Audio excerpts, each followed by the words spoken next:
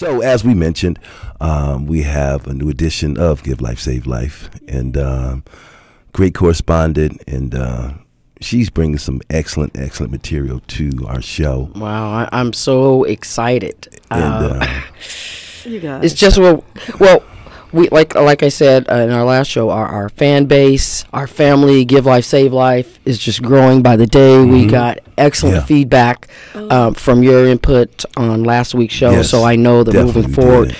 we're going to have more family coming on, joining Give Life, Save Life and the Wryn Monroe show. And to everyone who's listening, I am so deeply grateful for the warm reception, and I just love you. So I'm just happy to be a part of the family. It's nothing but love. Nothing but love. It's nothing but love. So on the other side of this, you'll be listening to Wryn right here on KPLO. I am now in the studio with Give Life, Save Life. I'm honored to be a part of this. We have Brother Keith and Valerie B. Hello. And this is the Wryn Monroe segment. So thanks for joining me. Earlier we were talking about communication and talking about how it's become more distant. But I'm going to throw in there how, just like Shirley Bassey just finished, you'll see it is history repeating over and over again. I don't want to waste any time with this, but first I have to say, give a shout out to my son. I know, right? Yay! Jordan Hall. He's at the Vapor Den listening, and I love you. He got this CD together for me last night, and he was all sleepy. So wonderful. And also Fred Karp at YVM and Adama Ben. They are, Fred is a loyal listener, so hello, Fred. And Adama is also part of the reason I'm on the air, because she said, you've got to get out there and tell people what you want to do. Right. So Adama, thank you. Also, we want to give a shout out to Trina Burton. And Trina Burton. She's the broker. She's 1-800-TRINA. Absolutely, Trina. Thank you so very much. Okay. Language. We apparently, as Black Americans in America, speak Ebonics. Have you ever heard of it? I've heard of it. Yeah. It was coined by one of the professors. His name is Dr. Williams, and it's called Ebony Phonics. So, just the way that we put sentences together. I got online, and there's a lot of information about it. Shout out to Oakland. We were like, you know what? Black people speak Ebonics, and Ebonics is a dialect. Here in Oakland, we recognized it as an actual dialect. And, of course, there was an uproar about it. So, just quickly, when was Ebonics actually put into the light? How long ago when it was coined? Well, he coined it. Look at me, I always have notes everywhere. It was in 1996 for the Oakland School District. I think it was the year here. When it really, and then he was just before that, Dr. Williams. Sure. When he came up with Ebonics. And he just wanted to show that we think about things very differently. There's the Afrocentric point of view, collectivist, family, we, and our language respects and reflects that. Then there's the Western European point of view that's more individualistic, I, and their language respects that. And so it's just showing that it's, we're more of a we, and they're more of a me. Well, yes. The culture, Western culture, is very individualistic. But I like to skip the record. This stuff, you can Google it. Right. I'm here to talk about something very, very, very different. And I think it's what we don't ever get to, and that's the emotion behind this stuff. Emotion is the energy that keeps this whole thing churning. What's right? What's wrong? What's good? What's bad? I don't want to be poor, so let me get myself closer to money and speak this way. It's what's underneath that is, for me, unresolved emotions. So in order to take on the Wryn Monroe segment, I want to at least prepare the audience, if I can, Valerie B. and Keith. Please do. For the way to listen kind of to the show, okay? So there are 3 principles that I like to bring up. There's one called Karpman's Triangle. They use it in business all the time. Have you heard of it, Brother I've Keith? heard the name, yeah. Yeah. And so it proposes that in any situation, there's always a victim, there's always a perpetrator, and there's always a rescuer. So that's the actual triangle. That's the actual triangle. In this method, okay. Who's at the top of it? There's no top. Here's great question. Well, which of the 3? There's no top. I know it's messing with you, right? Here's the thing. At any given time, and it changes in a conversation, I can be the perpetrator 1 minute, the victim the next, and the rescuer the next. Right. It just It's like flip-flops. a cycle. It's a cycle. Yeah, it's a That's cycle. more the case. Yeah. Mm-hmm. Absolutely. So the reason I bring this up, and I want to just put in a little caveat, there are, of course, cases when there are authentic victims. You've been gunned down. I don't have a question about if you're a victim or not. Right. This is not what Cartman is referring to. When there's authentic victimhood, it tends to be physical. And keep in mind, and this is, just stay with me, family, if it's physical, that means it has an end. The moment the violence is inflicted, it's really over. The rest becomes a moment of grieving, which is natural. But there's always a tipping point where now you take on a role. Am I going to always be the victim of this? Am I going to get you back? Or do I need to save that person? Let's save that person. Now let's play. Republican, Democrat, Afrocentric. We can easily say white, black, who's the victim? On the one hand, white people are hurting black people. They're the perpetrators. We're the victims. Who rescues us? Some of the whites come in to step in and help. Some of the blacks come in to step in and help. Perhaps another nation. There's always a role. And then the next breath, I can get mad at the one who came to save me because they didn't do enough. Now I'm perpetrating against that person. They're now the victim. And then someone will come save them. As long as we engage these roles, we will never find peace. We will never get out of this hot mess of a cycle. We will never make a difference.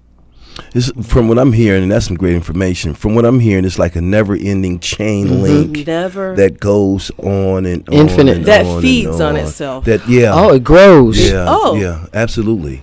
And- Absolutely. And you know what, that person, in mind, Yes. the spirit in that person will connect with yours.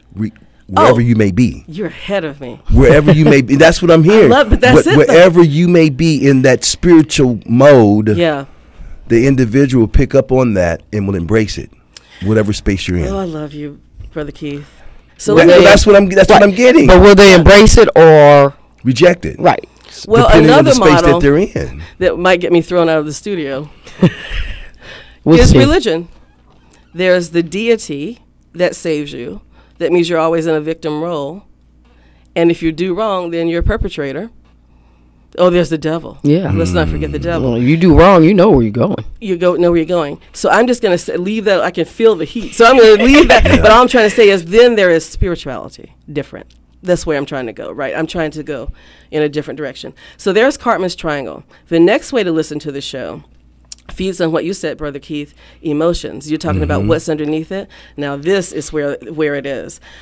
There's a professor, Dr. Paul Ekman, and he did a study on universal emotions. What he did was he went and gave these faces, like a happy face, a sad face, a fear face, and he went around the world. He went to Papua New Guinea. He went to Japan, here in the States, to say, if I show you this happy face, the corners are turned up, you have a really, the eyes are squinched, Nice you know what I little mean? glint, yeah. Yeah, a real smile, not a fake smile. What's it mean to you? And across the board, cultures were like, oh, that's happy. Every culture, every language. That's sad. So here are the ones that he was able to identify. There's happiness, sadness. Every human being has this. Anger, fear. There's shock or surprise. Disgust. Ugh, that's disgusting. And then there's contempt. Contempt is not anger. Contempt is, ain't this a... Right. You can fill in the blank. It's Right. one-upmanship. Look at that, right? Now, there's a Dr. Keltner over at UC Berkeley. He added in shame and guilt, like when you're ashamed or embarrassed or guilty. And then I add in, when that shame is public, is humiliation. And also I added in confusion and admiration or hope. I threw those in for my own work.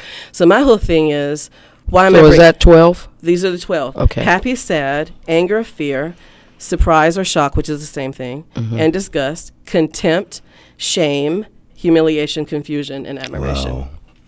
Okay. So now we know what's funneling all this stuff underneath. Here's the thing. These emotions are actually negative. Why am I saying happy Is negative? is negative? Why do you think I would say that? Well, Why in the world? is it Why? coming from the individual? Yeah. What? I mean, well, you know, I would say it's depend on based who's- upon emotion. Here's why. There's a time when you remember being happy, probably a long time ago, somewhere before 5 years old. No, that's the truth, because we know at 5 years old is when all this stuff enters. So we know that there's a time when you were just like happy. For me, I was just at home with my family, chilling. I had a little play Corvette that I would ride in. Oh man, whatever. It was You purple. had one of those? It was purple. Wow. That I was had everything. the red tricycle with the wagon in the back, but Okay. you got a Corvette. I See, had, well, if history would repeat that, that would be okay. But my point is, we're always, here's the problem with happiness. I'm always trying to get back there. I just cut off every other possible way I could be happy. I'm always trying to get back to remembering when I was happy a long time ago. That's why happiness, you got to be careful. It can be a negative emotion. Yeah. I mean, and I can relate to that Yeah. because when there's happiness, it's something that you're trying to bring back from the past. Yes. That negativity is still there. Yes. Yes. And just as much as you can bring up that happiness, yes. here comes some devastation. Here comes some bad thing. Well, here and the- comes fear. well, here comes the unknown. And, but the other side, yes, Brother Keith, the other side is, can you see beyond trying to get back to happy? no. well, right. No. So you're unable to move Unable, forward yes. and do what Yes. needs to be done Unable. because you're trying to bring back Right. that feeling. Yeah. Just kind of like, you know, if you were addicted. Exactly. The whole thing is you keep doing it because you want to feel I happy. got to get back to it. You know, you're a gambler because you want to hit that jackpot again. And that we makes think sense. it's the only way. And the only other one I'll bring up very quickly is shock and surprise is weird because how do you even know you're in it? Because you're obviously in shock and numb, so how do you know? And I say that's when the slaves came over here. There had to be nothing but shock. Do you see? So there's a point to this. And the final way to listen to the rest of the segment is there's a thing I call displace and funnel.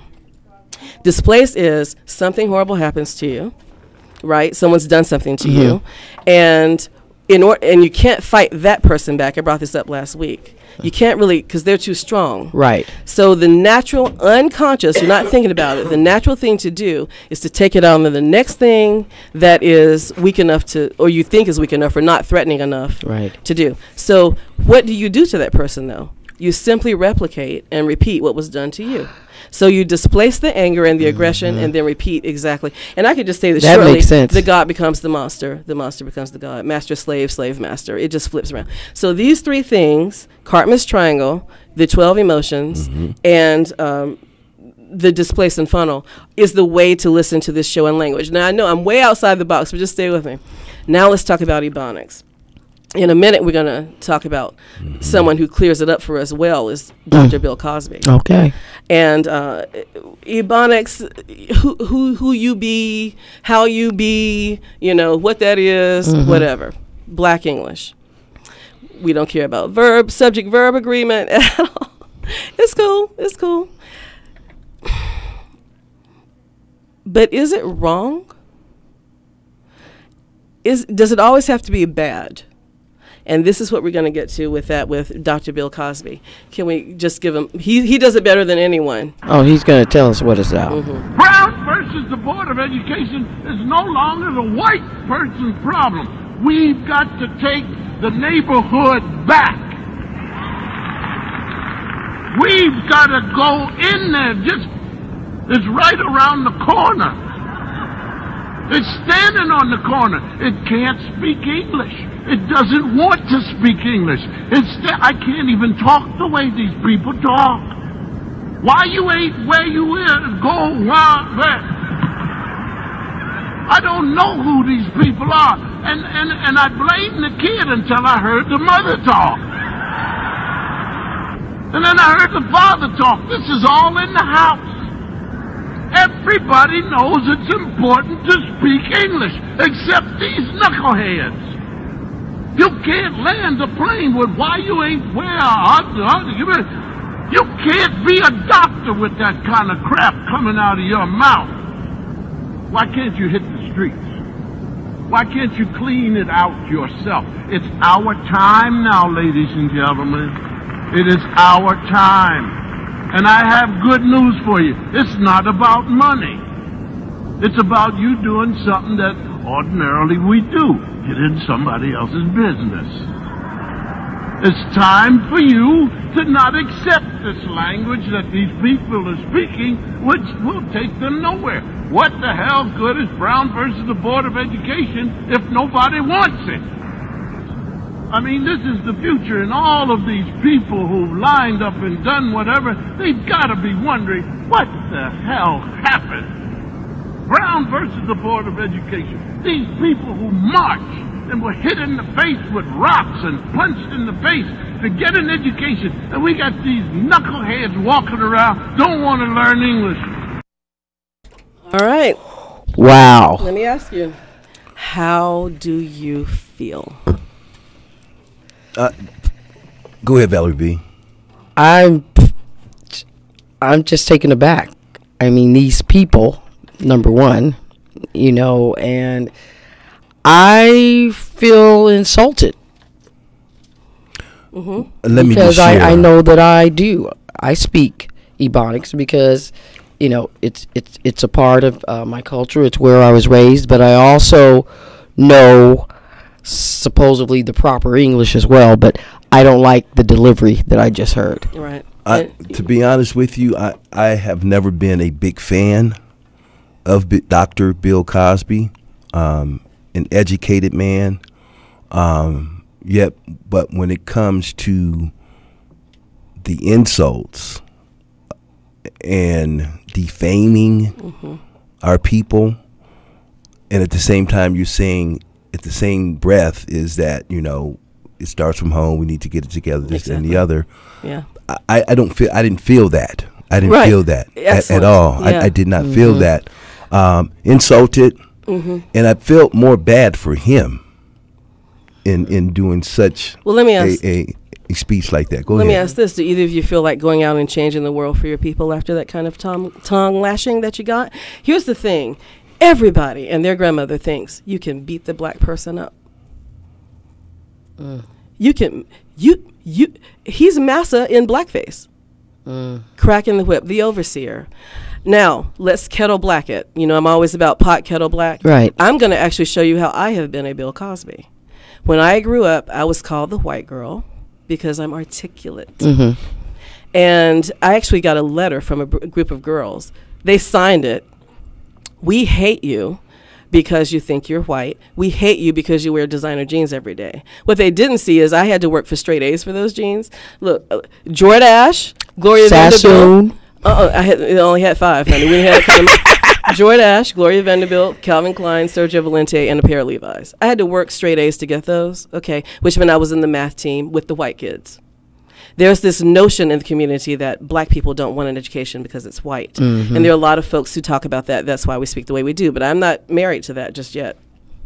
So my point is, I walked around, why don't they learn to speak better English? Why don't they try to do better? They are holding us back. That was me, y'all. Last year, I went on a rant on Facebook citing Bill Cosby, saying, hallelujah.